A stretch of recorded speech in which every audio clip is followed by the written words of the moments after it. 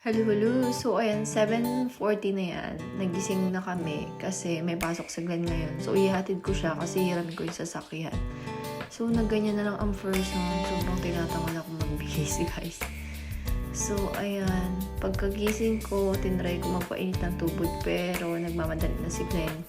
Pinagbaon ko siya ng pizza yung nauwi ko kagabi galing work. Kasi nagpa-pizza party nga yung boss ko. So, ayun guys, may pasok siya ngayon, 8 to 12. So, sabi ko magbaon na siya kasi baka mamaya sobrang gutom na naman niya pagka-uwi. Tinanong ko siya kung gusto niya ba ng coffee.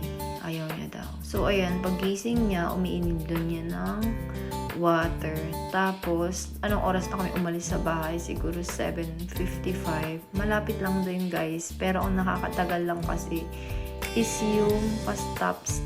Tapos, dito kasi sa labas namin is school. So, dapat ang takbo mo lang is 25 to 30 lang. So, kaya yun lang yung nagpapatagal. Pero, walang mga stoplight. Hindi katulad sa city, may mga stoplight. So, pagpunta namin yan guys, so hinatid ko na siya. Pero sabi ko siya na yung mag-drive papunta kasi mas matagalan, malilate na siya. So, ayun guys, inatid ko lang siya. Tapos, pagdating dun sa work niya, merong hayop. Ewan ko kung anong animal yan. So, nakakatakot. Sabi niya, wild daw. Kaya sobrang kaba ko. Pagkababa niya, tinignan ko yung hayop nung nandun pa siya. Tumakbo na ako agad, nagpalit kami dahil bumaba na siya. Ako na yung nag-drive pa uwi.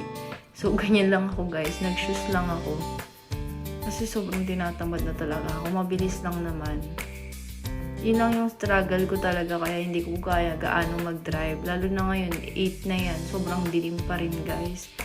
Paggabi hindi ko gaano makita yung daan as in, hindi ko alam. Hindi naman malabo yung mata ko pero sobrang colorblind ko lang talaga as in. So ayun, pagka-uwi ko, binuksan ko yung laptop ko. Tapos nagbasa lang ako, nanood ng videos ng 1 oras. Tapos ayun guys, magagayak na rin ako kasi may pupuntahan ako. So, ayun guys, hiniram ko yung sasakyan kasi may pasok naman si Glenn. Hindi ako makakaalis o makakapaglakad. So, kaya hiniram ko, susunduin ko na lang siya ulit mamayang 12. So, ngayon hindi na ako ganong kinakabahan mag-drive. Hindi katulad nung dati as in talagang sobrang ewan ko. Lagi akong kinakabahan pag tawid.